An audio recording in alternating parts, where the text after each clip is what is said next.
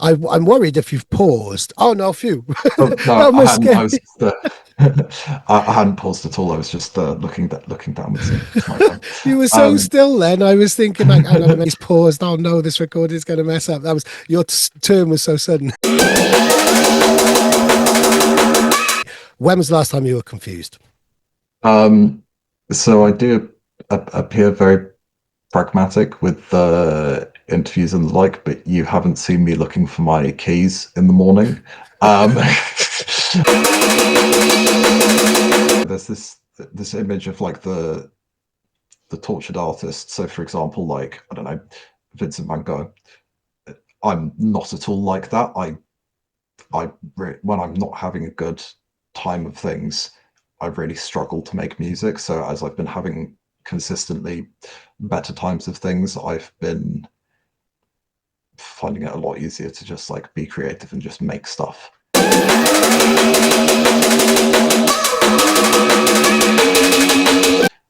So Adele, if you're watching this, one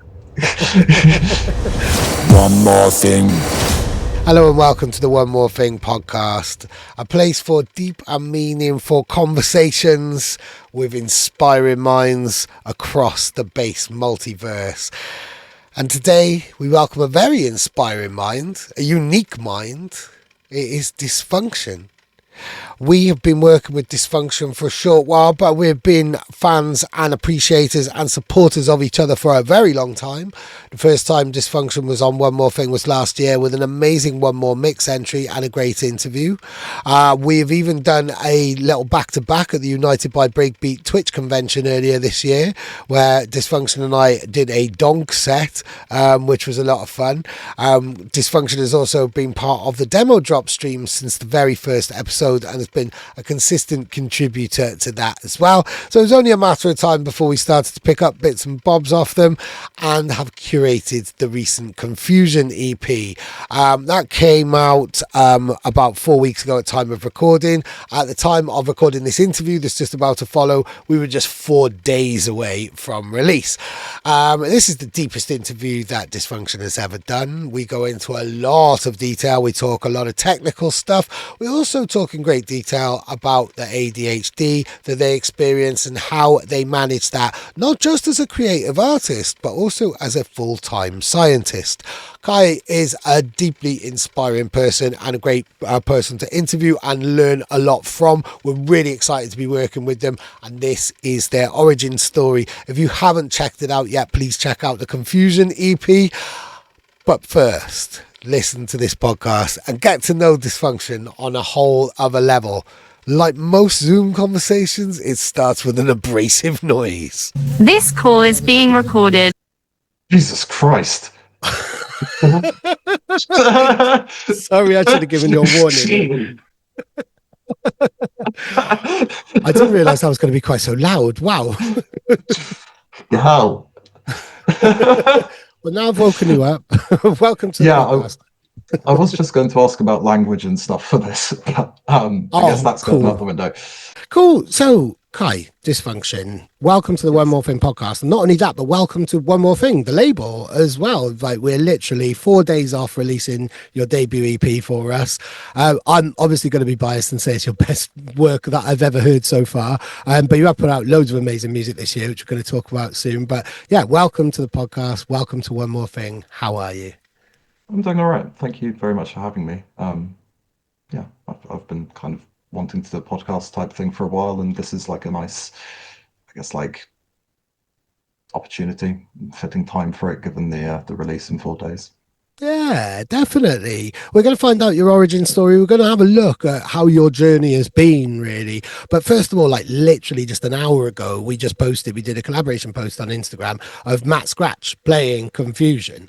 And he's been incredibly complimentary about that particular track. We've had some great feedback from the DJ feedback that we've sent out. Yeah, how do you feel about everything now, 4 days before the release? I feel really, really good about it. It's probably the release I've done that's got the sort of widest range of feedback, and also from the sort of biggest artists as a whole, which has been incredibly exciting. can I mention drop the names? Yeah. Oh, please So do. when when I think it was something like 6 hours after I got the link, it was definitely within like a day of getting the link. We had the 4-star feedback from Rob Swire, and I just opened that and was like, oh, nice. That's one off the bucket list, because Pendulum have been massive inspiration, and a lot of the first like electronic music that I was getting into was actually like stuff by Knife Party. So that's like huge. And yeah, since then there've just been so many amazing artists who I've taken a lot of inspiration from. It's brilliant, isn't it? Like seeing like literally recently Evil Intent popped up, but like Aphrodite, people like that, these kind of pioneers of the scene. And with Rob Swire, but yeah, the very fact, like, and I've had it with other artists as well, with Sonnet as well, like Pendulum was such a huge like gate opener for so many people, especially coming from those of us who came from a rock background. It doesn't really get that much bigger. I mean, the only thing bigger really from my own influences would be Liam Howlett coming in with some type of, kind of similar positive praise. But these bands like Prodigy and Pendulum, it doesn't get any bigger really. And knowing that they've just heard the music and have spent some time to give an opinion on it, it's pretty cool, isn't it? It's incredibly cool. Yeah, it's also been very interesting seeing like which tunes different people have liked, because I was very much because it's quite a mixed EP, as people will hear in 4 days, where it sort of covers everything from like a bit of like old school funky tech step halftime stuff to like Donk, and then there's some like weird snarey neuro crossbreed type stuff, and then there's a 140 track, and it's been interesting seeing the split of like who's rated what. Yeah. I think, the timing of it, we're going back into the clubs. I mean, if you catch me at any particular day or any particular mood, any one of those tracks could be my favorite, because they're all so extreme in their own way. This is like every single, like the 4 very different faces of Dysfunction in that type of way. Like we've gone out of our way to give you the freedom, so then you can just, there's no theme, there's no connection between each tracks. They were all examples of how much you can take a track or take the energy of a track to certain places, really. And that in itself is the concept, isn't it? Yeah, it's very much like where the sort of concept of the EP came together. It like came together from the fact that it was a very diverse EP, and it's like probably one of the most diverse I've done, which has been really nice, because the tracks all kind of like fit into the EP nicely. And like in terms of like the track organization, one of the choices I made was organizing them by key. So like, can't remember exactly which keys they are, but as you progress through the EP, it goes upwards in like the Camelot key scale. There's no bit where it jumps back down, so it's that's cool. That's a real little Easter egg for keen listeners then, in that way, who do, listen on playlists and Spotify in that type of way. Brilliant.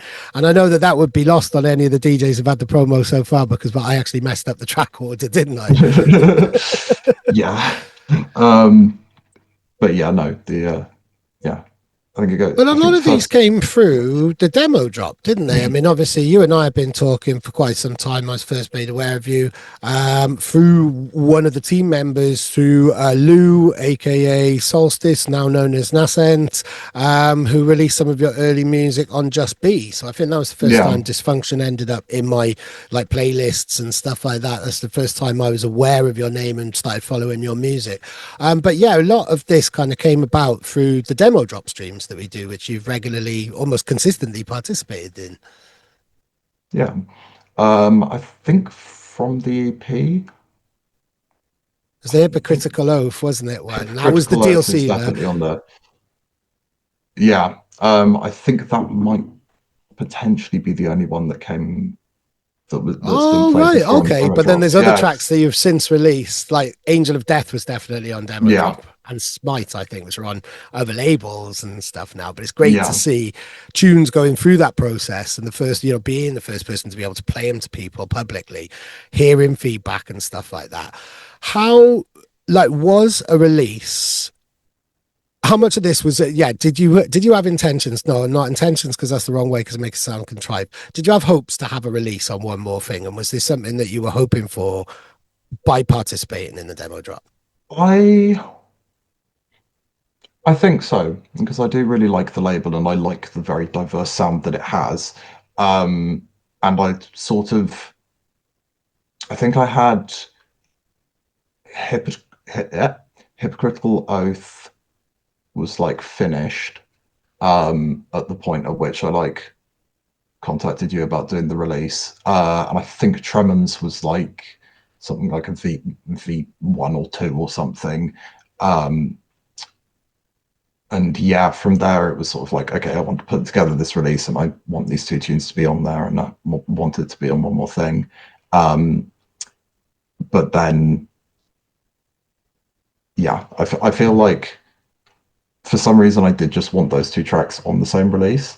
So that it was kind of like a question of, finding a label that has such a diverse sound, and One More Thing was very much the best fit for this. Brilliant. And yeah, then once I had those 2, I just sort of hit fuck it and was like, I'm going to make Donk now. And that's where the title track came in.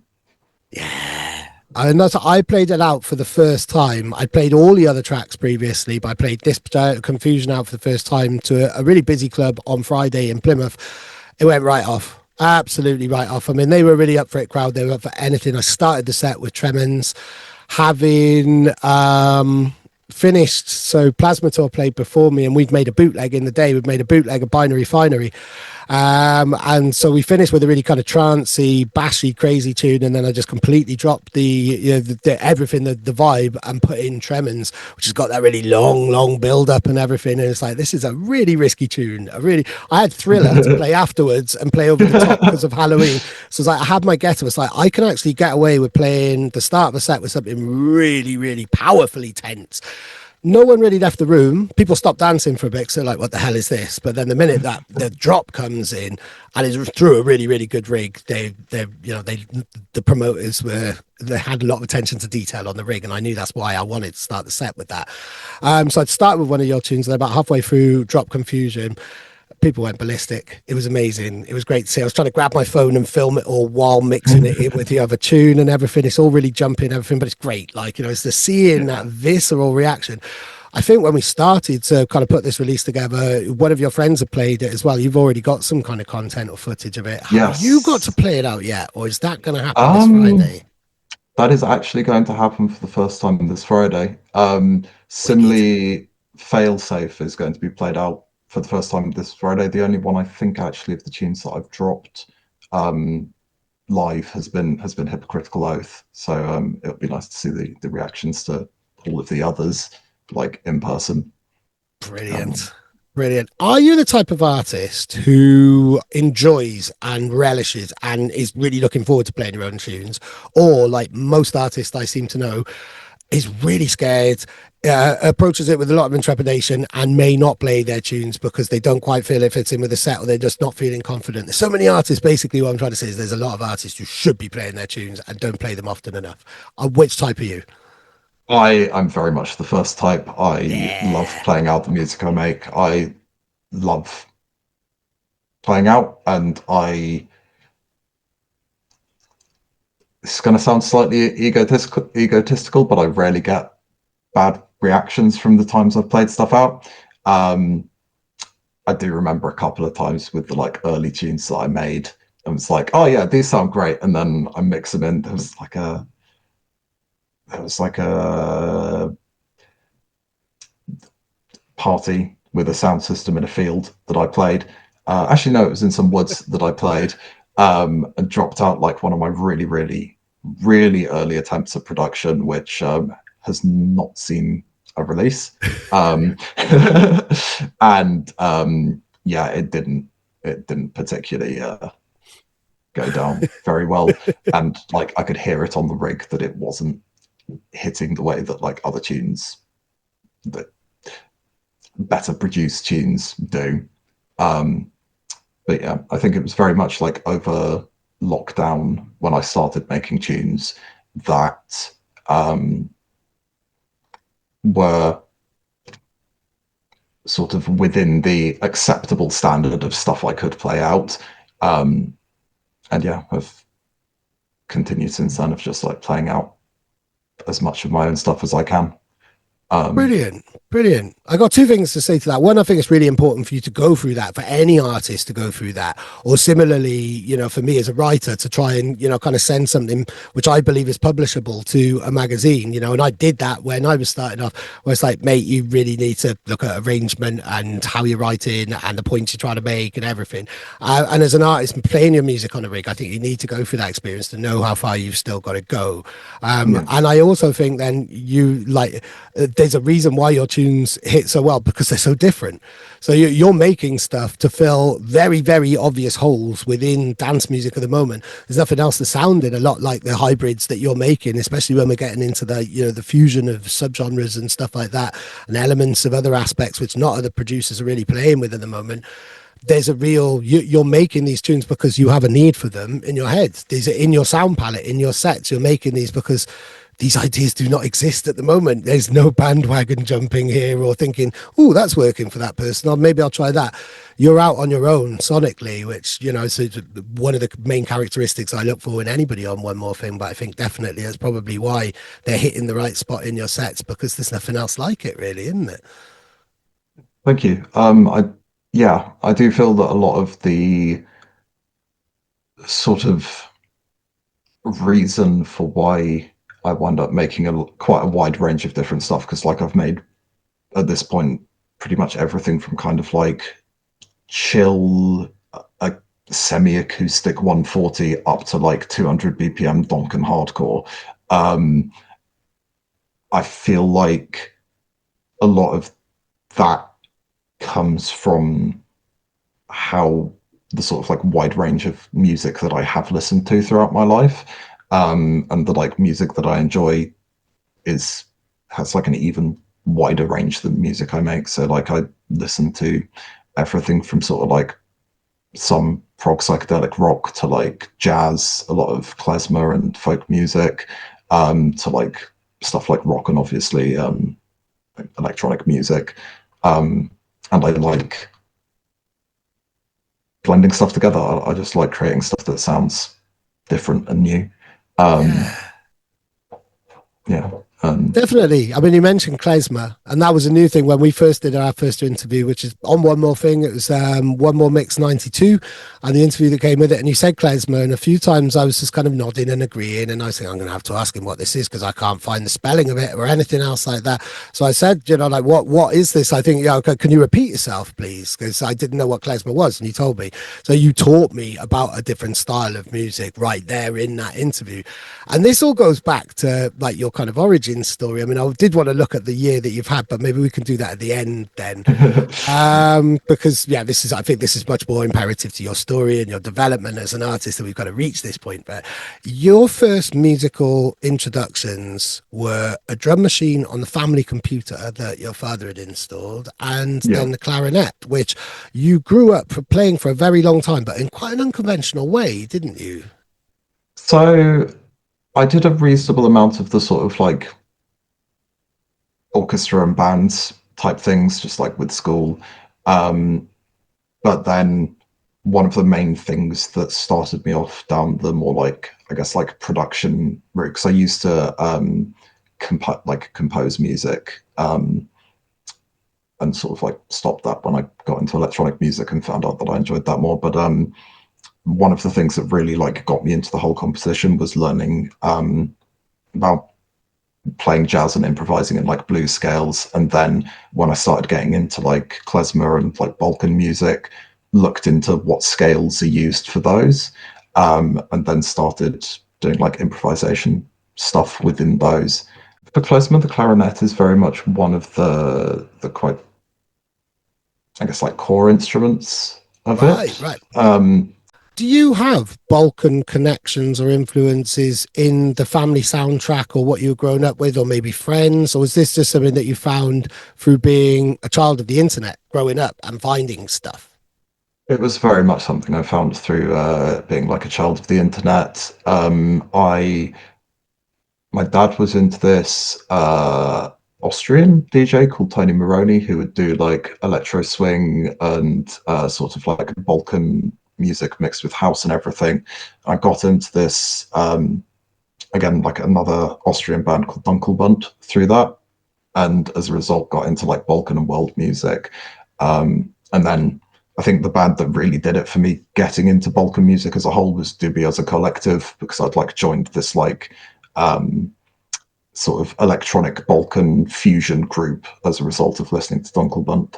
And then somebody just posted one of Dubioza Collective's albums in there that was a free download. And for those of you who don't know them, they're this sort of including like, me, including you. Dubioza Collective. Dubioza with an O. And Collective. Right, okay. Collective with a K.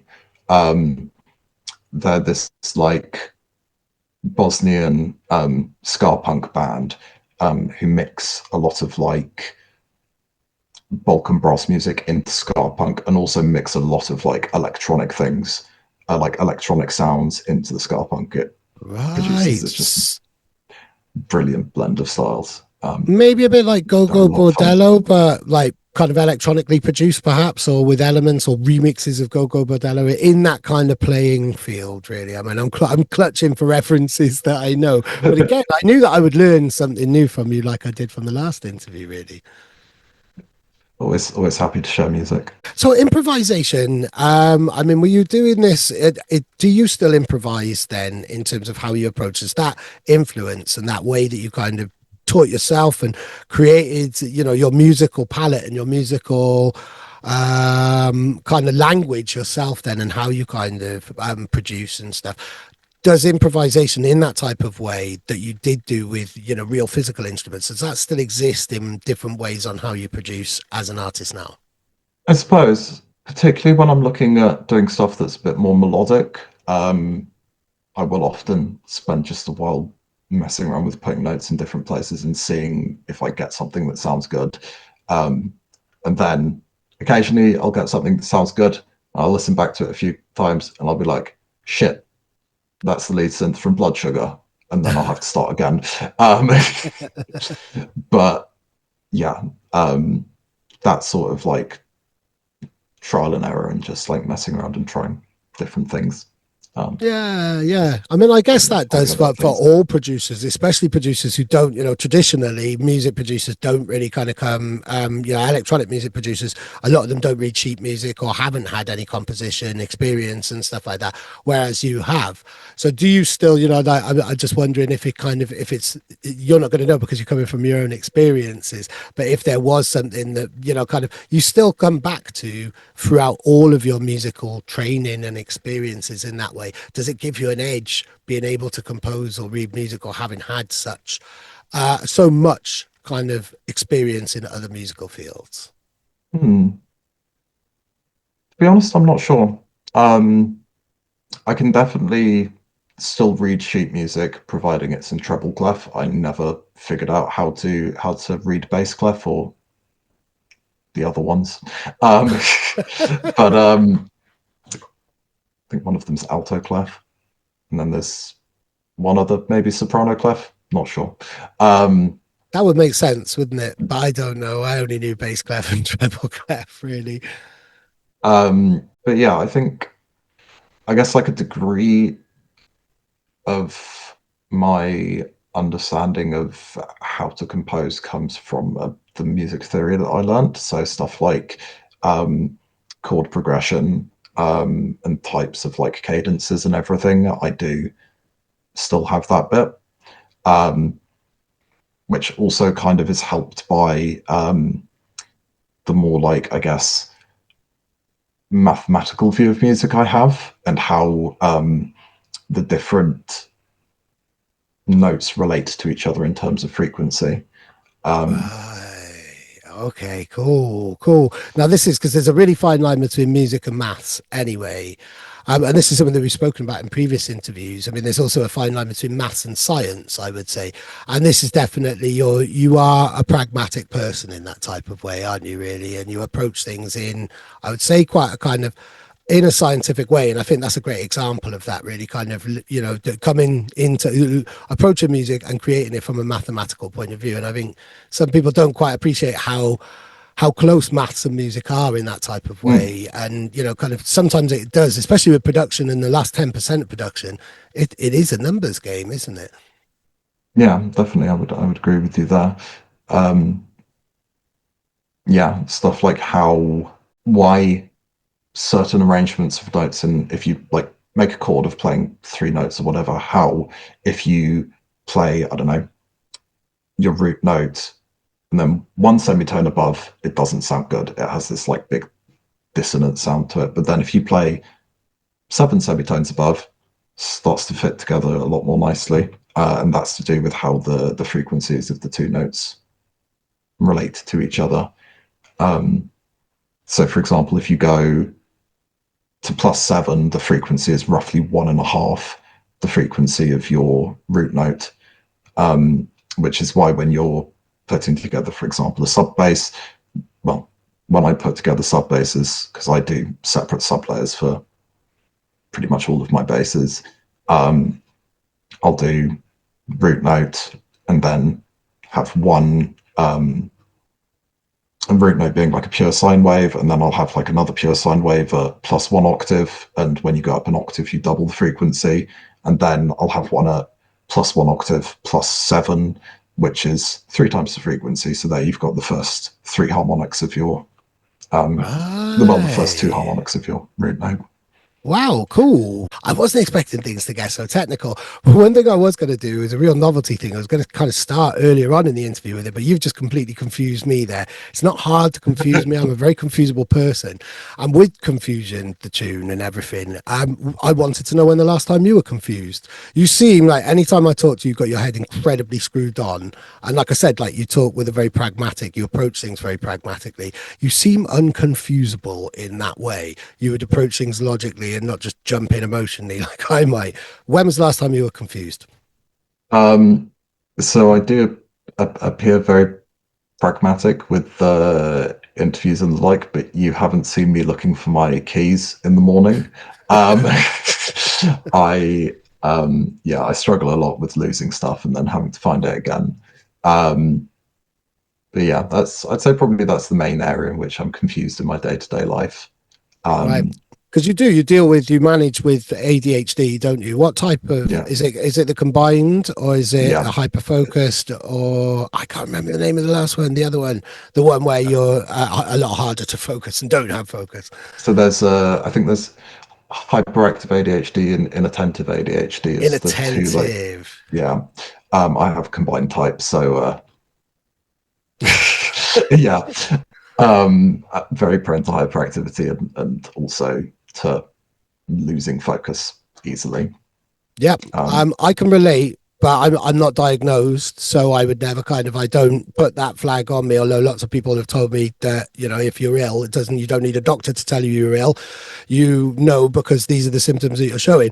But you have been diagnosed. Is that in your adult time or when you were growing up? And how does it affect you day to day? What type of extra things do you have to put in place so you can do normal functions that neurotypicals people would find just a normal daily thing and not have to think about it? So I got diagnosed back in 2021, at the end of 2021. So it's very much something that has been just in my adult life. I'd sort of known that something was not typical about me for a while, but hadn't really figured out what exactly it was. And then in 2020, from meeting other people who had ADHD, who were sort of like, I guess, like peer reviewed me, I contacted my GP about it, and they managed to get the diagnosis about a year later. And so in my day-to-day life, one of the big things that does help is being medicated for it. Like that helps. The way I can like describe it is, have you ever seen blinders for horses? The like little bits that they put around the Yep. eyes. That's kind of like how I describe it, where when I'm unmedicated, my focus is very like my view of the world is very much like out here, and then when I'm on my meds, it's more closed off, and I can only focus at the thing that I'm like trying to focus on, and that does help with a lot of things in my day-to-day life. So, for example, like work, and also when I have to like sit down and do something that I don't necessarily get a huge amount of enjoyment out of, so like life admin or like tidying the house, that sort of stuff. But there are still like certain aspects that they don't necessarily help with. So, for example, stuff like things that require much longer term focus, they help a lot in the sort of like short to kind of medium term focus. But if there's something like a deadline that's like months away, I still struggle with like taking the steps consistently to work towards that deadline. But I guess like they do still help with those because it means that I'm better at doing things last minute.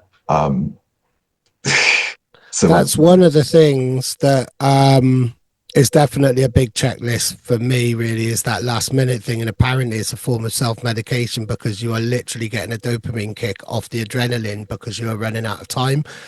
There are at least two big projects in my life which I'm thinking of right now, and literally like send shivers down my spine, making me think, shit, I've got to get these done. But it's that shit, I've got to get this done, which will normally cut out any type of like distractions, doom scrolling or anything else, or oh look, you know, there's this interesting thing and that interesting thing, and fuck, I've got to do this and that and that. yeah, All of those are out the window when it's imperative and it's literally last chance saloon, or you're going to lose that gig, you're going to lose that payment, you're going to end up looking like a tit, or whatever it is that is going to be the outcome of you not cracking on, is the whip crack for me, really. And I found that was one of the kind of things that like was kind of a cherry on the cake, really, just like, this is probably what I'm experiencing, but I'm not diagnosed. How did you feel when you were diagnosed? Did a lot of stuff make sense from your past, or did it? Because for me, I'm imagining if I was diagnosed, I'd be actually quite cross about the way that I've been treated by my peer groups, my social groups, my family, because of constantly being the butt of jokes all of the time for all of the things that ADHD creates in your behavior patterns and stuff like that. I've kind of imagined I'd be a little bit cross to begin with. And then you obviously have closure and think, right, okay, I understand myself a bit more. And that's why I did that. And that's why I did that. And that's why I ruined that relationship and that relationship. And that's why I did that. And that's why I sabotaged myself on all of these occasions and stuff like that. What did you experience when you were diagnosed? so there was a bit of that, particularly in terms of like why wasn't this picked up on sooner? Because like as part of the evidence that I submitted for it, there was something like a 30-page document that a child psychiatrist had written about me when I was like 8, Oh, wow. which was basically a checklist of childhood ADHD symptoms. So the fact that nothing happened then, and I spent the entirety of the rest of my childhood and then like a chunk of like the start of my adult life not knowing, was like without that, while still knowing that there was something there, but not knowing what it was. Like, yeah, that was kind of definitely something it took a little while to get over. But then Can I ask, did you talk to your parents about it, or because they would have known about that? And this is an incredibly personal question to ask on a podcast, and you can say like, look, I didn't expect us to go this deep, but did you ask, like, you know, because I think if there was a report written on a child, then that might have been acted upon, but maybe they didn't know that was written and it was just in your medical files before. Like, you know, So, like private medical files. And if I'm being too personal here, please just say, I'm just fascinated by this. so I think they, well, they did know about the report. They actually like sent it to me, but I think potentially one of the things that made it get missed was the fact that I was doing well in school. So even though like I had these like very obvious symptoms and would often get into a reasonable amount of trouble just from like having rampant undiagnosed, unnoticed, well, not necessarily unnoticed, but like unnoticed as ADHD. Despite all of that, I did really well in like primary school and secondary school. And often that can, and I think also one of the things that really helped at that point was that my school headmaster in primary school, I'm pretty sure he figured out that there was something there, like that there was something different about me in that way, and had a lot higher tolerance for me than I think a lot of other headmasters would have and like head teachers would have.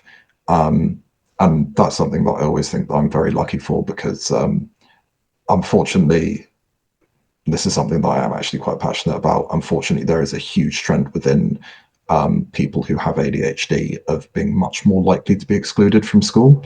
There was a report I read recently from Yorkshire. I think it was one of the school boards in Yorkshire that found that children with ADHD had something like a tenfold higher rate of exclusion than neurotypical people, and that's just within diagnosed people with ADHD.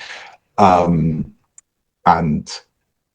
another thing that actually like this kind of leads into and something that I'm really feel very strongly about and I feel very lucky about.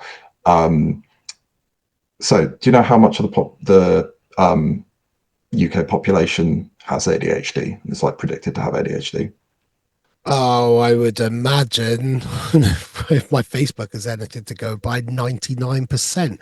But I know that that's like the type of social groups I'm in and the culture that I'm in and the algorithms that are responding to what I put into them. But I would say over 50%. No, it's between Oh, 2 and 3%. So wow. Right. Okay. So, so but it's then you've around got about lots of people all, you know, kind of declaring themselves. This is why I'm really careful to say I would never introduce myself or describe myself. I definitely show those symptoms.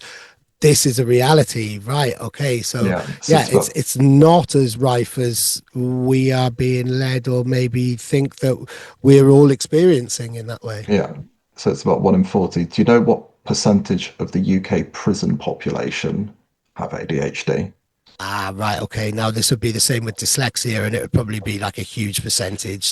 So it's about 25%.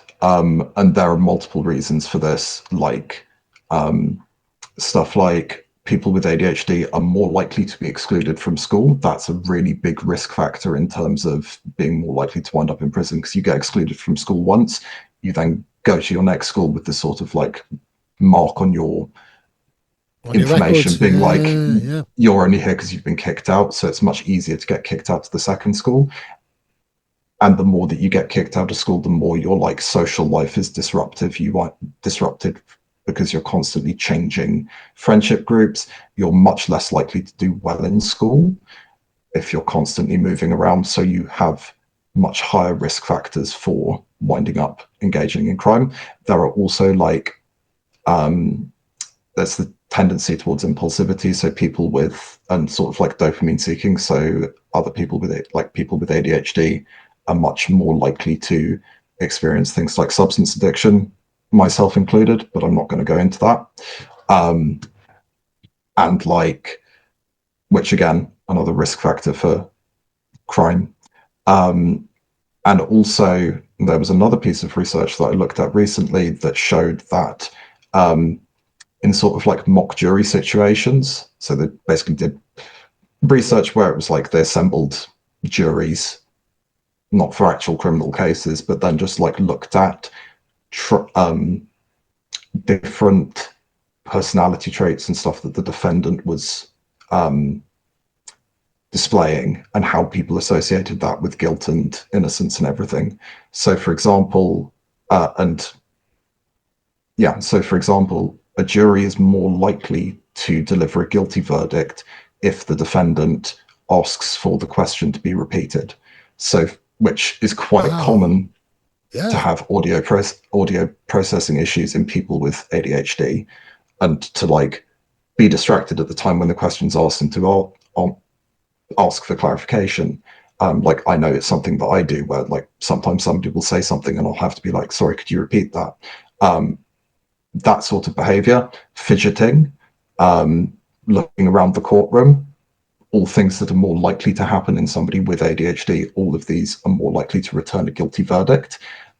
So juries are unconsciously biased against people with ADHD, as well as there being the higher prevalence of risk factors towards crime in the first place in people with ADHD. Wow. That's, and so much of that rings true. And there's also that kind of feeling that you've done something wrong all the time, and kind of anxiety can bring on looks like that furtiveness, and with the fidgeting and stuff, people just instantly assume, even though a jury really should be looking at things completely objectively. That's fascinating. That's absolutely fascinating. And, you know, with like the dyslexia, I knew it was a high amount because my brother-in-law has got incredibly acute dyslexia, and it's something that he feels really proud of. He speaks about it in the same way that you've just spoken about ADHD. And yeah, you know, the amount of people who've been misunderstood, they've been labeled in one particular category through the education system because they weren't diagnosed as dyslexic, or they were labeled, you know, because they can't spell. That is a sign of their intelligence, but it's absolutely not at all. It's a miswiring, it's a rewiring, or a different wiring. You know, it's a chemical imbalance in the brain, which you know, prevents that part of learning going through. But in other aspects, there are lots of other strengths. How do you feel? Because there is this horrible flippancy of, oh, it's a superpower type of thing. Or actually, how do you feel about the people who say that, first of all, and then I'll give you the other example, because they wind the shit up out of me. For people who have ADHD, if saying that it is a superpower is how they have come to terms with it, and how they find sort of comfort within being quite markedly different from the rest of the population in terms of how they experience the world, I have no problem with people using that label for themselves. Absolutely. However, absolutely, my ADHD has led me to spend probably in total weeks of my life stuck in chairs and feeling like I'm just getting crushed down more and more by the weight of all of the things I could be doing if I could just get up out of the chair. It does definitely bring some advantages, and I don't not want to have ADHD because it's quite an integral part of like how I view the world and everything. And I definitely like I like the way I think, and I like the way I approach problems. And I really, really enjoy the times that I can spend being off my meds, and just because this is something that I actually have really found.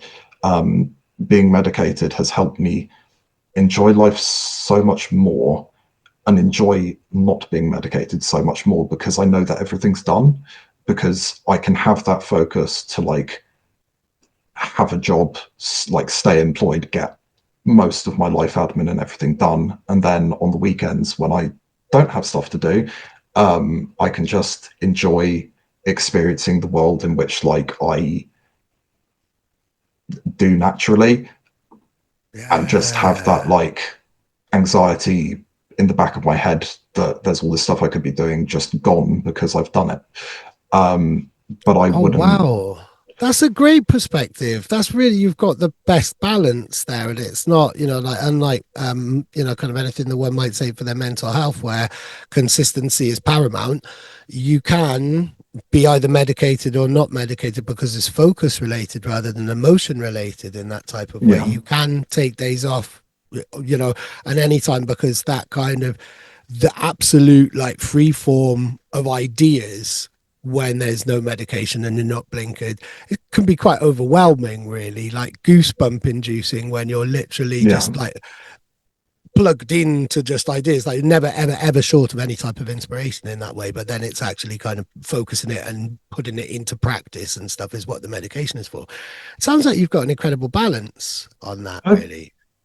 there are still a couple of bits that I need to work out in terms of the balance, but I think I'm getting there. I'm a lot further along with it than I think I think the important thing is that like at this moment in time I'm a lot further along with finding the balance than I have been before this point. And I think that's a trend that I want to just continue and to keep finding new ways and keep getting better at doing things. Um, Yeah, definitely. So you were diagnosed around about the same time. Your whole life changed because you'd started releasing, I think, around 2020, or maybe it was a so little bit before. But you my became an artist and were diagnosed with that throughout, that all around the kind of same time in your life, really, weren't you?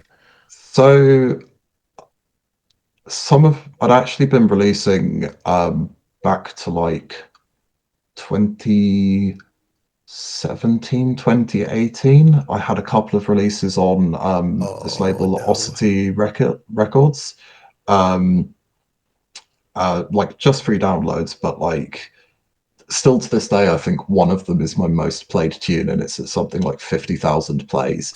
And like, it got Wow. all of those, yeah, it got all of those plays within, well, not all of those plays, but it got like something like 20,000 plays within a year. Um, so in some ways, from the purely numbers game, I peaked then, and everything's been downhill since. But um,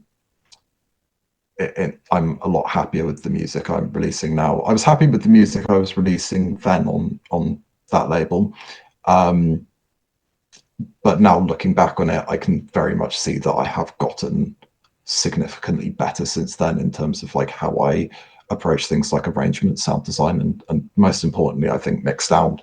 I think lockdown and coming out of the pandemic was when I'd like figured out how to do decent mix downs that made things sound comparable to other tunes that other people were releasing.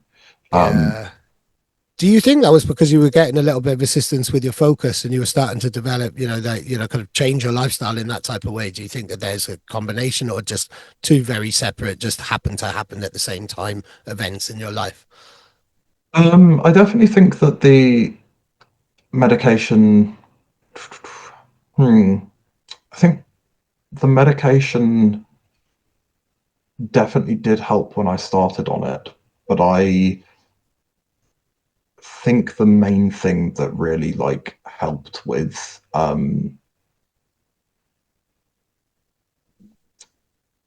the main thing that helped with my production was just having so much free time because we were all stuck inside. Yeah. That I think is the main thing. Just being able to like sink time into it, particularly um, like that the summer between my second and third years, where like I was still in a reasonably rough place because of like um, a load of stuff that had happened over like the 2 years before then. Um, but I was very much in a sort of like period of recovering. Um, and sort of with that, I spent just like a lot of time doing music stuff and really like that was the point at which I was like, this is something I can actually be good at. Like, and put a lot of time into figuring out how to do things well. Yeah. It sounded like it came into your life at the right time then, and music and Yeah. production and the pursuit of that saved you. Um, I wouldn't exactly say that it saved me. I think I very much saved myself, Yeah. but the music was definitely helpful. I, yeah, I, I feel like I would have still gotten to the place I am in terms of like my mental health, because again, like similarly to like finding the balance in everything, like my mental health is at the best it has ever been at this, That's like at the great. best it has ever been since, like, I don't know, back in the days when I was like 10, had no self-awareness and could just eat a handful of mud and just have a really, really great time, just like, oh yes, dirt. um but Brilliant. like Well, congratulations! it's I'm really glad to hear yeah. that your mental health, because that's amazing, and that's a huge achievement, really, in that Thank you. type of way. And I think it takes a lot of self work and giving yourself a lot of time and understanding yourself. Really, that's something I'm still going through. I'm a good 25 years older than you. I think you're early 20s, right? 25.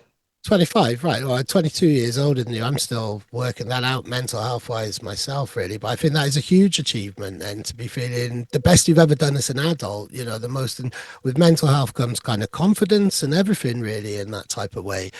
And I imagine, I was going to ask about your musical journey from that kind of point of when your mix down started getting better and you could play your tunes alongside other tunes. And they've been, the releases have kind of been creeping up to the point this year where you've had two massive EPs on Murmuration, which is a really exciting label that anybody listening or watching should check out. And that you were, the second release on, you're really part of that label in that type of way, their Yeah. tone, their voice, their sound and everything. Also sitting on Dialect, it's been a really, really big year.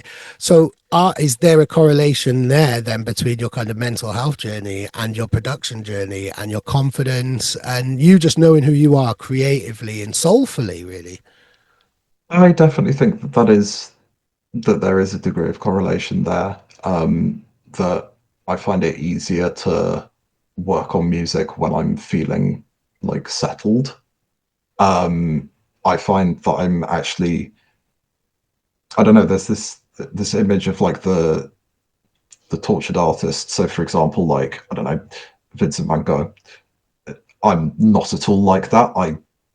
When I'm not having a good time of things, I really struggle to make music. So as I've been having consistently better times of things, I've been finding it a lot easier to just like be creative and just make stuff, and particularly make stuff that's a bit more out there and a bit more weird. Yeah. Yeah, because I know when I'm trying creative ideas and I'm not in the right place, and that gremlin is really prevalent in my head, or the gremlins rather, because it's way more than one. It's just like that's shit. That's shit. You are shit. You Yeah. are like this is rubbish. Don't even fucking try. Like really painfully loud in my head. And I think, yeah, when you haven't got that voice in there, you have got the freedom to go, right, fuck it, I'm going to try this, I'm going to try that. And you haven't got that kind of thing holding you back. And something I was interviewing Digital years ago, and he said something that made me realize it was a real penny drop moment. He said that he looks out for red flags when he's feeling depressed. And it's normally when his partner says, you're not listening to music in the house. And I was like, oh my God, wow. And, there could be periods where I just don't, normally I'll go downstairs and I'll put music straight on after I finish working, when we're eating as a family, whatever we're doing, unless the telly's on, there's music on. And then there are points where there isn't, where you don't even have the effort, the impulse, the passion, the positivity to even put music on, let alone make it. When mental health is bad, you just can't. You just can't. Like, it's not even a can't be bothered. You just fucking can't. Like, or, there's just that, why bother? And it dawned on me, it's like, wow, okay. And it's something really, really obvious, but because you're so deep in that state, you don't even realize that you're not medicating yourself with music, soothing yourself with that. You deny yourself these things because you don't feel worth it, really, isn't it? Yeah, I really find that one of the things that's helped a lot, both with like finding the balance with my ADHD and like working through stuff about my mental health, is looking at what do my behaviors actually mean. So like, because I find it really difficult to like assess my mental state at a particular point, and I know that it's something that's common in a reasonable number of people with like mental health issues, and like who are like people who are also like neurodivergent, is like knowing what the exact feeling you're having is, or the exact like thing you're experiencing is. So for example, like, I don't know, sometimes I get like really weird, like bad sensory experience from having socks on. It's usually when I'm like at home, but I won't know that it's because I have socks on. I'll just be feeling kind of like off. Or, for example, I'll often forget that I'm like hungry. And then I'll have to go through this checklist of like, am I wearing socks? No. Okay, when did I last eat? Breakfast. Right. I need to eat something. And like that sort of like figuring out like, and so that's how it kind of like works for the like neurodivergent side of things. And then for like the mental health side of things, like I do occasionally have panic attacks. And they present in a really weird way where I get really like disoriented, as opposed to like having like a big like, I guess like what people would classically think of as a panic attack. I just get really, really, really disoriented and stuff doesn't make sense around me. And recently I have been getting better at like identifying that, which is difficult because like when you're disoriented and nothing makes sense, it's even harder to be like, oh yes, I'm disorientated and nothing makes sense, but so I'm having a panic attack. But like I've been getting better at that, and there've been a couple of times recently where like I've started having a panic attack and have been like, nothing makes sense, I'm having a panic attack, let's just start grounding myself. So like see, you know, the like 5 things you can see, 4 things you can hear, that sort of thing, just go through that. Wow. And that's been something that's been helping a lot, just being aware of like what do the behaviors that I'm not actively thinking about doing mean, I guess, and like what do my feelings mean. Yeah, wow. Okay. So it's reading the messages, understanding the messages that your body is giving you in that type of way, really, isn't it? Yeah. Wow. Are there any situations in your creative life, in your music life, that kind of that might trigger a panic attack like that? Have you had anything like, maybe I speak to a lot of DJs like pre-gig, like anxiety pre-gig and stuff like that. And I've spoken to some people who've literally had to like mid-set had to sit down on the floor behind the decks and ground themselves because just everything out of the blue hit them very hard, and they had to ground themselves, and they got through their set and no one really knew besides their, you know, their good friends who know them and know what they're doing. Have you had anything like that? Is there anything in the music industry or your life as an artist that you've experienced a cult, right, I need to avoid or I need to learn from that in any way? To be honest, not particularly. Music's one of the sort of spaces where I'm pretty consistently happy with. I particularly when Brilliant. I'm like playing, like I really love playing out. Being behind the decks is just like one of my little happy places. Um, and it sort of like going back to I know this sounds egotistical, but um, I know that some people, like at least some people in the audience, will really, really enjoy what I'm playing. So that helps a lot with the sort of getting me settled and everything. I do get a little bit anxious before I start playing, but that's becoming less and less as time goes on. Um, and in terms of like how the like neurodivergence goes with it, I also kind of experience sensory overload. So I have like, I don't, the way I describe it is it's kind of like a problem with information processing. So specifically when I'm not medicated, happens occasionally when I'm medicated, but mostly when I'm not medicated, I don't have a choice as to what information around me I take in. So like if there's multiple different conversations happening around me, I can't not focus on all of them at once. I am constantly listening to everything around me. Um, Sound is the main one that does that for me. Um, I find when I'm in the rave, um, the sound system will ideally be so loud that it drowns out all conversation. And then it's like I only have one thing to focus on. Yeah. Um, it's usually drum and bass, which I know very well. It's kind of a bit predictable in that way of like it's going to have probably a 2-step rhythm, and I 2-step rhythm or like a 4x4 type thing. And I know a lot of tunes within drum and bass, and I know a lot of like how tunes are structured, so it's got that sort of like familiarity to it. And because it's so loud, it like stops all of the background noise, stops me having to process all of the background noise because I just can't hear the background noise. So generally I really like being in raves.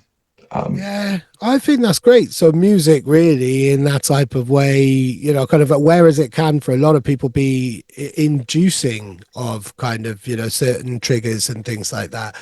Perhaps it's because you have a day job and this is something, this is your outlet, this is your expression, this is, you know, a hobby that you're taking to an incredibly high level in that type of way. You don't rely on it to pay bills. Would you ever, you know, are you seeking towards making music your full time, or because of these very reasons that we've just discussed, do you always want to keep them separate? You know, you enjoy your day job as a scientist, so will you always kind of have this parallel life and keep music pure in that way? I don't think I would ever want to make music as my like pure career. One, for the fact that I do really enjoy my day job, and like it's significantly easier for me to be I'm a synthetic chemist. I make like pharmaceutical drugs for a living. It's a lot easier for me to be a synthetic chemist as my day job and make music as a hobby, as opposed to doing music as my day job and being a chemist as a hobby. Yeah, particularly to like the level at which I enjoy doing chemistry. The police take slightly dim views of people making even just like pharmaceuticals in their front room. So it would save. Yeah, this is definitely the easier way around from that respect. And also music, I think I would say is like relies a lot more on my creativity and a lot more on self motivation, because like doing music professionally would be most likely self-employed. It wouldn't be that like somebody would be like, right, you need to make 2 EPs by the end of the month or whatever. It would be a lot more of like, okay, I have to make these EPs and I have to like play all these sets and everything, and there'd be a lot more like having to stay consistently motivated, and also stay consistently motivated with no like starting point. So like at work I get given like, this is a target that you should make, and then I can go from there and look into like how people have made similar things in the past and use that to make it. Whereas with music, given that I'm wanting to make something entirely original and I don't know what the like end point will be, because at work I have the like, this is the end point of what you're trying to make.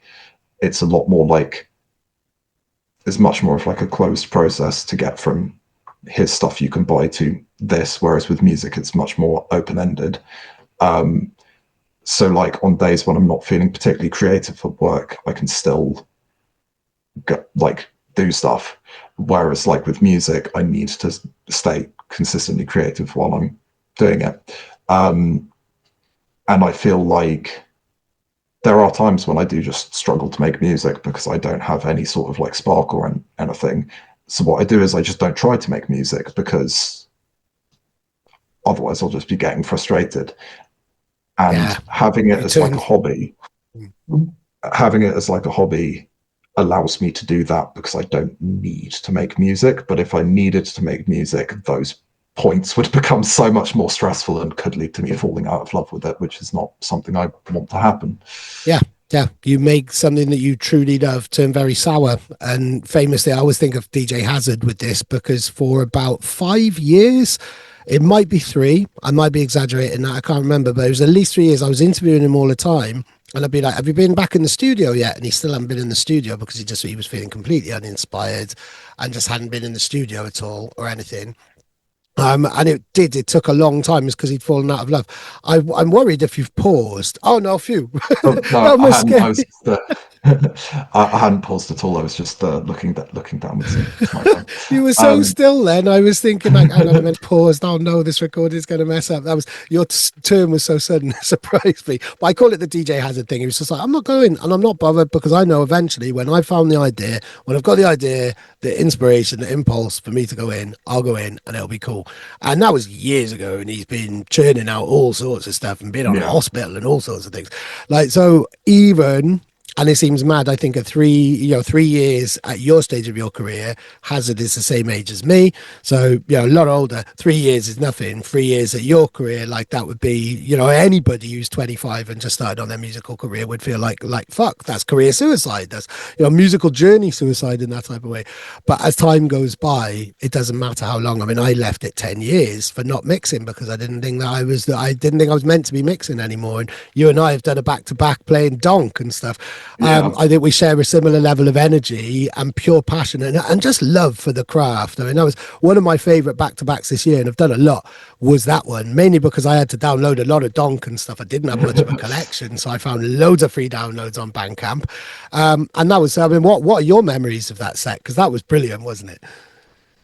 It was, that was very good. I really liked just the level to which the crowd, even though it wasn't a particularly big crowd, were like losing it to the point at which we had to kind of tell them to stop shaking the booth. Yeah, they were shaking because there was a point I thought they were going to tip it over. It was like. And I'll try and find that. Hopefully we will have clips of that playing on the video version of this because it's on the live version now.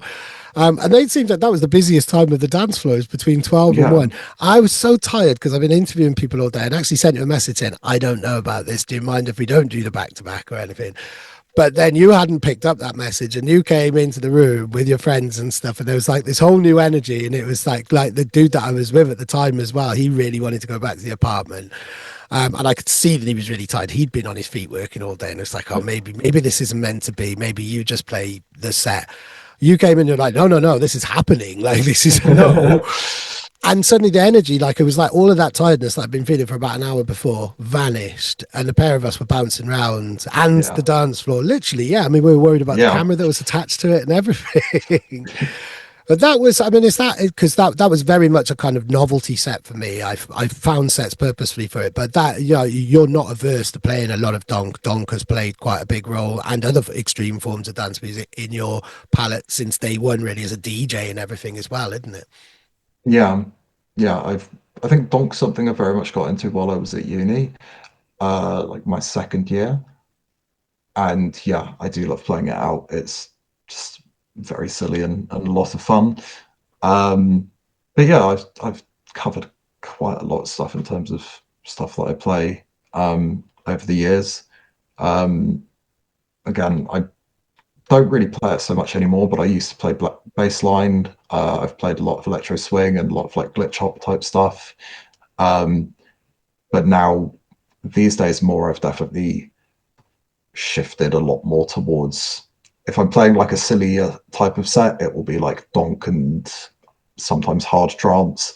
And then for like the main sort of sets that I will play will usually be like neuro crossbreed and some hardcore. I've gotten into hardcore a lot over the last I say I've gotten into it a lot. I've been listening to like crossbreed and hardcore since I was in sixth form. But definitely like over the last like couple of years, that's sort of what has taken like crossbreed hardcore, and the like harder end of neuro is very much what has like taken the center ground, as opposed to like the sort of wider range of drum and bass, which is like, it's interesting to see. It's interesting to see what I'm liking now. And that will always change and develop as with the more gigs that you play, the more music that you make in that sort of way. And I was going to ask, first of all, before you talk about your particular formula, because I think that's fascinating, do you think Donk gets a bad name? really, in kind of, just in common discussions about music and stuff. I think it gets a bad rap, and I think it's got a bad reputation. Or it's Donk is misunderstood. That's what I'm trying to say. Do you agree? I I I've kind of heard that a bit. Like, and I can kind of see where people might be coming from with talking about some donk because and this isn't like I love cheesy donk bootlegs, but I can see that a lot of the time they are very much like the forefront of the genre that people will see. So I can see how people would have this opinion that donk is just cheesy donk bootlegs. When actually there are a lot of really, really good original tunes that aren't just made by the Blackout crew. Yeah, I do feel to a degree it is kind of misunderstood in that regard. I think a lot But of also, extreme forms are misunderstood in that way because people don't, they instantly just kind of pass it off as if they don't, if it's not accessible enough, then people don't normally give extreme forms of music unless there's something in it that resonates with you instantly. Like I'm trying to think of stuff that I haven't really kind of got into because there's something about it. Black metal, like I was a metaler, but mm, like when it comes to black metal, that was too extreme for me, and it didn't strike the same kind of chords in it, so I didn't give it the time. But I know loads of people who've gone on the same musical journey as me, starting with grunge and then ending up becoming very much into black metal, death metal, and stuff like that. And I think people, any extreme form of music, and I guess that to somebody who doesn't really listen to much dance music, drum and bass would be seen as quite an yeah, extreme form of music. Just certain elements of it, but I think any form of you seem to relish and thrive in the extremities and find, yes. no matter where. Is there an extreme form of music that you found that you can't quite gel with or haven't been able to find that resonance with quite as much? Um, so there have been a couple. The first one, Sprechsang, which is it's like a German style of atonal music. This is going back to the sort of classical roots. I think Sprechsang, which I think translates as speak sing, um, is I want to say it's based around chromaticism. So within every 12 notes, you must play one of the 12 notes once and exactly once. So Wow. it doesn't have a key. It is just purely atonal. And it's this really and this includes not only just people playing on pianos and stuff, but also people singing entirely atonally. And that I just don't like at all. I know that there will be people who do like it because it exists as a thing. So even if it's just the people making it who enjoy it, it's yeah, it's just really not for me. And then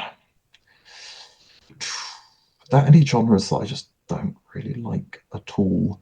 Um, Again, noise music as well. I don't really enjoy, particularly the because I mean, I guess that there are some tunes within drum and bass which kind of have noise music-esque elements to them and kind of also atonal elements. So one Right, of like actually my sound design and texture and stuff like that, like the yeah, production aspects of it. Right. so one of my favorite minimal tunes is Broken by Alex Perez and Halogenics, and Mm. that has got I'm pretty sure that tune is atonal. It's got this really very ugly dissonant sounding bass in it, and I find that works really well. And I think the reason it works well for me is because it does have the backdrop of drum and bass. So it has those elements of the danceable elements with something that's very because a lot of minimal does not verge into the atonal, but it's quite minimal. So a lot of, but also I really like minimal as a genre, but I feel that particular tune works so well by despite the fact it is minimal and has a lot of the elements of minimal in that it doesn't particularly have like a melody line or something, the like very aggressive, harsh atonal sound within it just works really well. But I think if it didn't have the sort of drum and bass beat and drum and bass elements to it, and was just like the bass line maybe with some more like atonal pads and stuff to it, I don't think I would like it. Yeah. Because it's been packaged to you in a certain way or presented in a certain way, there's more of an understanding there. And I think that's really interesting. And I mean, I think I've got a lot of hope in the extreme kind of sounds, because that's where the mainstream, whether it's fashion, any type of culture, comes from. The outliers, the underrepresented or the misrepresented, or the underground, essentially, in all of these different ways, like historically how dance music has come about in that way. It's the sound of rebellion for underrepresented group in that type of way. But in terms of like how things are appropriated, how hip-hop has been appropriated, and any forms of black culture into kind of mainstream culture, and any forms of pop music. In fact, that's why pop music is sounding so great now, is because of people like kind of, right, oh my god, her name has completely blown my Charlie XCX. Phew. Yes. I thought my brain was gonna, like the producers that she's working with and everything. I mean, like, pop is sounding really edgy and exciting at the moment because of incorporation of sound design, production, all of, a lot of great producers who are making bangers are now making bangers for pop stars, so they can pay their bills, so they can do it for a full-time thing, really, in that way. And I think it's, like, I have faith in the extremes, and it's why I want One More Thing to represent so many different sounds and be unafraid to embrace experimental sounds to a degree. I don't think there's I agree with you. I mean, I'm going to have to check out Sprechsang. I've written that down. And no, there, for me, there is something, there is a benchmark of where it's too experimental, but it's also understanding that, it's still, because the very fact it exists and is being made means that other people really enjoy that, really. And you see it with like catwalk fashion, it'll be really extreme, but then you see that in other kind of designs and stuff like that. So anything that you're kind of really relishing in now could well end up being kind of utilized in more mainstream things later on down the line. So do you approach, or do you see extreme music in that type of way? And does that give you a similar hopeful aspect for the future of music and mainstream music, maybe? I do, to be honest. I feel like one of my favorite eras of popular music, obviously, like, a reasonable amount of this will come from like the fact that this was when I was starting to listen to music and get into music as a thing. But one of my favorite eras of music was the sort of like mid to late 2000s, early to mid 2010s, like the time when we were having like artists like Rudimental and Pendulum and everything like in the mainstream charts. Like, the first mention of Pendulum I can remember was the UK album chart back in probably something like 2009, 2008, something like that. Like, hearing that on the radio, and that period of time I feel worked really well, where you had a lot of like electronic music entering into the mainstream, and also like a lot of really like well crafted electronic music entering into the mainstream that like very much has stood the test of time. Like, Like Skrillex and things like that. I mean, the whole birth of UKF came around about that sort of time. And I think the fact that we've recently come through another commercial explosion of electronic music, not in any way near as successful or as impactful, I think, as that period that you're talking about, but recently, because people similar age to yourself now, mid-20s, they grew up on that, like, kind of commercial fusion, and are now showing their influences in their productions now. And I think that's why certain aspects, there are other reasons for the commercialization, aka late stage capitalism, but I think there is a reason why we're seeing that cycle again, and have done recently, because it's the sound that a lot of artists of your generation came through, really, in that type of way. No, I very much agree with you there. And it's it is interesting to see how things have sort of like come and gone in waves, because I don't I reasonably kind of went off listening to pop music for quite a long period. Um, but then more recently, there's been a lot more stuff that I've been actually like interested in listening to. For example, people like Charlie XCX and some like Billie Eilish's tunes, the ones that she makes with her brother Phineas. Like his sound design is actually brilliant. Yeah. There's one tune that they did. It was one of the tracks from I think her first album or something, where there's a bass line in it and you have her voice, and there's this layer in the track which I believe is something like a ring mod of the bass line and her voice, and it has some like effects applied to it, and it just adds this really like weird, rich soundscape to the back, which is a Brilliant. really cool thing that's been done. Yeah. That's great. And I mean, that's almost kind of reminiscent of, I mean, I don't know how popular that technique is and whether that's been used lots of times in other ways, but the first thing that brought to my mind was listening to interviews of people talking about the Abbey Road sessions with the Beatles, where there was a lot of money to pay a lot of time experimenting with things. So stuff like slowing tape down, there wasn't a machine to do that at the time. Like tape machines were really new, so you couldn't change the speed. So they adjusted the ampage to it, or the voltage, the power supply to slow it down. And they spent hours and hours and hours, hundreds of days and weeks and stuff, just working out techniques, which have since gone into, kind of plugins that one would use today and stuff. And perhaps that's happening again in pop music now, which we will see kind of feed back into all other aspects. And these are the endless cycles, the endless loops of creation, and where that kind of inspiration goes, really, isn't it? Can you see yourself making, if you had an opportunity, would you sit in a studio with a singer? Becky Hill is the first person who's just come to mind. But no, I want to use an individual example. Would you sit in with a, kind of pop singer, like a prominent singer, and work with them and produce pop music? Is that something that you could foresee or ever imagined? I don't think necessarily producing pop music, but there are definitely big singers who I would not mind, who I would like to work with. That, yeah, it would definitely be something I would be down for if the opportunity ever arose. So Adele, if you're watching this, Brilliant. I know she's a regular. She supports us on Patreon. I was with her earlier on having a coffee. No, Adele, if you ever do find One More Thing and you happen to be watching this, I think that would be amazing, the collaboration like that. Let's look into the future. Yeah. Oh, go on. Sorry, what were you going to say there? I remember on, I think it was on Twitter a couple of years back. I think she like half joked about the fact that her next album was going to be one of her next albums was going to be just drum and bass. And because I think she's mates with High Contrast, and he was like, here to make beats if you ever want them. Yeah. It was like a kind of hold my beer type of response, wasn't it? I think. Yeah.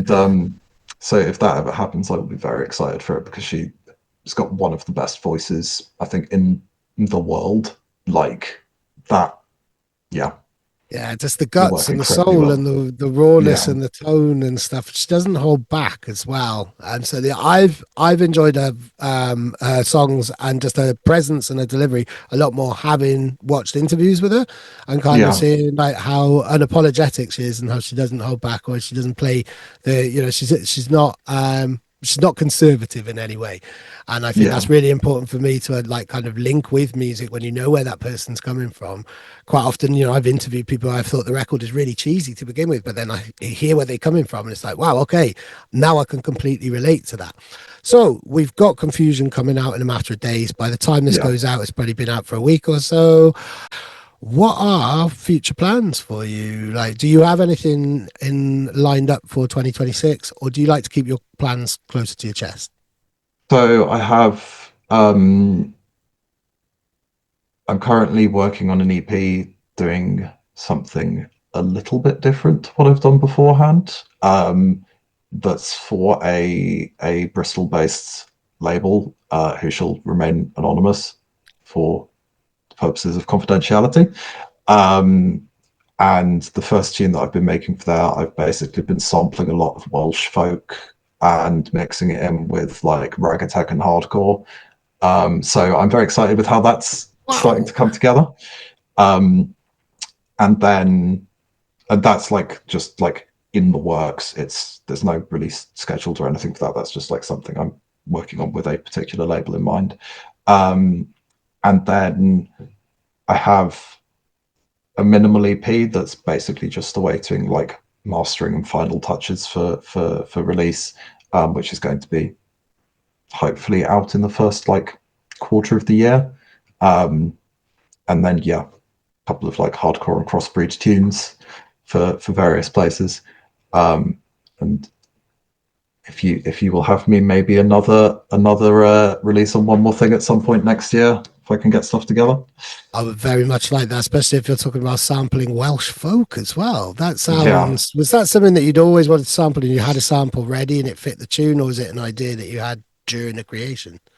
I've just been listening to a lot of Welsh folk recently, and sort of reconnecting with my language and everything, and like, came across a couple of tunes and I was like, I could use that harp. And sort of built a tune around a couple of samples, which I'm very, very happy with.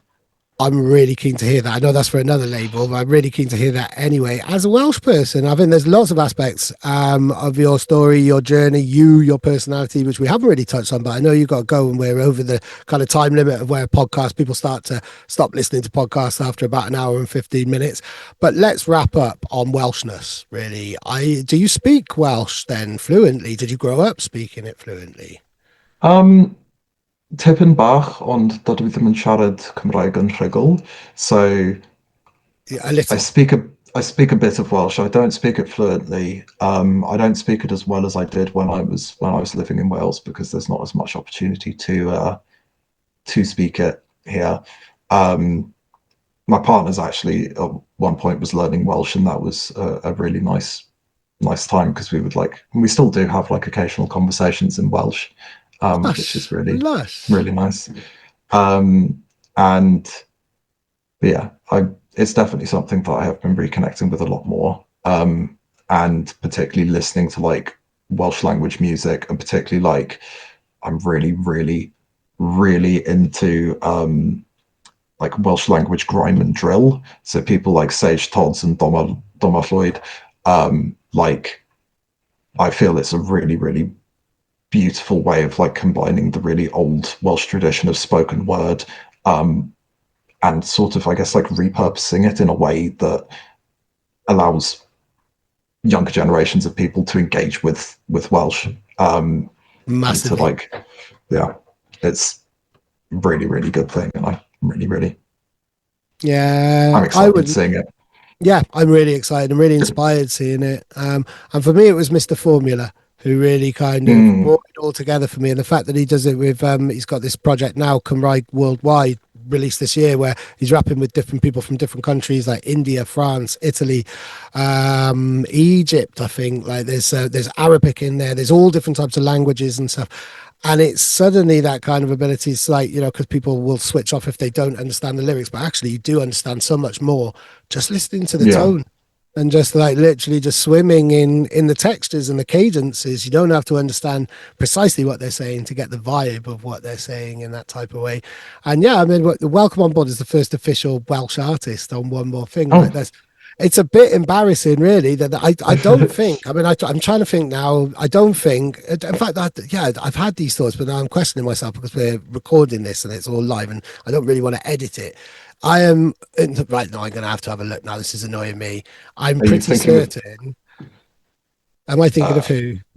Are you thinking that I'm the first artist who isn't English? Oh no. No, because Dear Hill's Swiss. I think. He's Swiss. There's American artists and stuff like that. There's lots of British, lots of English. No, you are the first Welsh artist on the label, and I not that made any difference in terms of signing you. I was going to sign that music anyway, but that's we are the underdogs, aren't we? We are the underdogs of the UK in that type of way. I think we're quite misunderstood at the butt of a lot of jokes, but I think that makes Welsh people a lot more resilient, and it's created a sense of humor and an understanding between any fellow Welsh people, or is it an empathy? I think really, I think Yeah, being the smallest population with the smallest lack of opportunities is why you work elsewhere out of Wales yeah, with a job like you've got. And I would dare say I would have done a lot better had I moved into England. I had to move to Bristol and stuff, but yeah, I think we'll sign out on a nice shamai, really. I think, and yeah, diolch. Thank you for being on One also, More Thing. There's the limited amount of my Welsh, and I grew up. I was in the Welsh education system. I should know a lot more Welsh. I can understand more when it's said. I understood what you said, but it's actually kind of saying it, or maybe having the confidence to. Kai, Dysfunction, thank you so much for joining me on the One More Thing podcast and on the One More Thing label. thank you for having me, and